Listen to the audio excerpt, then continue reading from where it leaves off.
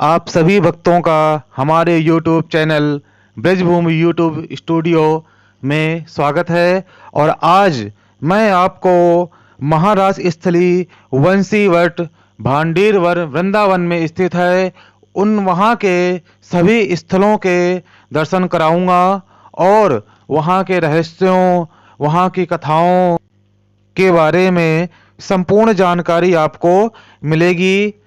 और यहाँ के स्थान के बारे में कहते हैं कि भगवान श्री कृष्ण यहाँ पर गायों को चराने आया करते थे अपने सखाओं के साथ, और यहाँ पर देवी राधा श्री कृष्ण से मिलने और उनकी बंसी की मधुर तान सुनने आया करती थी। मंदिर के वट वृक्ष के विषय में एक मान्यता है कि अगर आप कान लगाकर ध्यान से सुनेंगे तो आपकी बंसी की मधुर ध्वनि सुनाई पड़ेगी।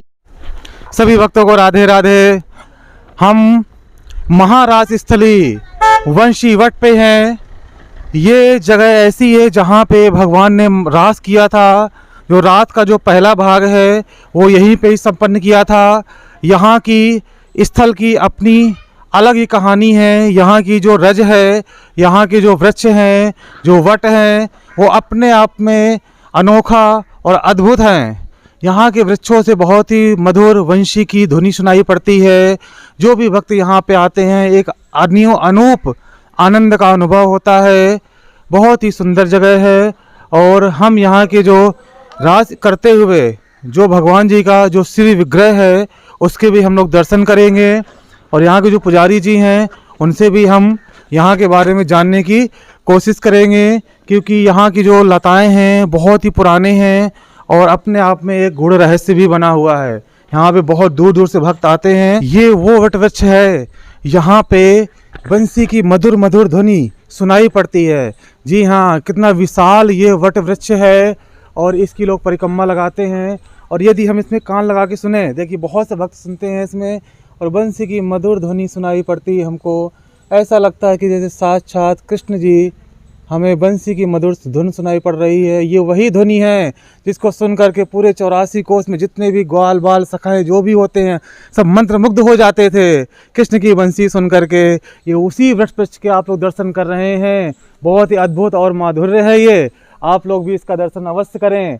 हम अपने YouTube चैनल के माध्यम से आपको ऐसे सुंदर अद्भुत दृश्य दिखा रहे हैं।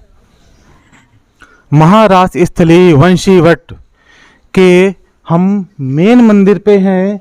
यहाँ पे श्री राधा जी और श्री कृष्ण जी का विग्रह विराजमान है। और यहाँ के जो हमारे पुजारी जी हैं श्री नरोत्तम दास जी, उनसे हम जानेंगे यहाँ का रहस्य क्या है, यहाँ की क्या कथाएं फेमस है, यहाँ पे भक्त लोग आकर के अपनी मनोकामना पूर्ति करते हैं। वो सारी चीज़ें हम लोग यहाँ के पुजारी जी के श्रीमुख से ही पान करते हैं।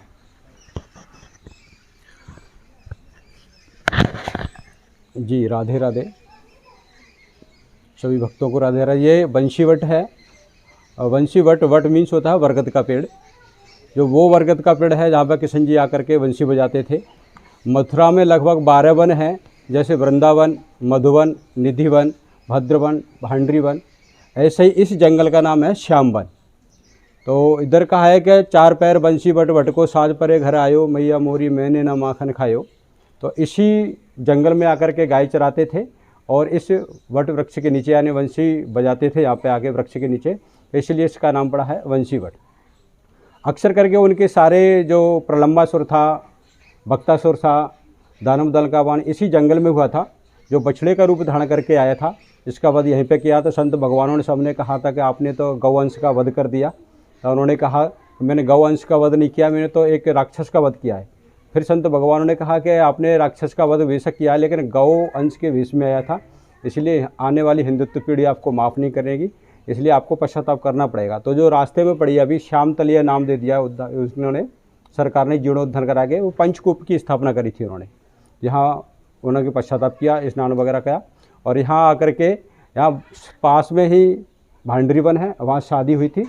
शादी होने के बाद यहाँ शरद पूर्णिमा वाले दिन महारास हुआ। रास अलग चीज़ है, महारास अलग चीज़ है।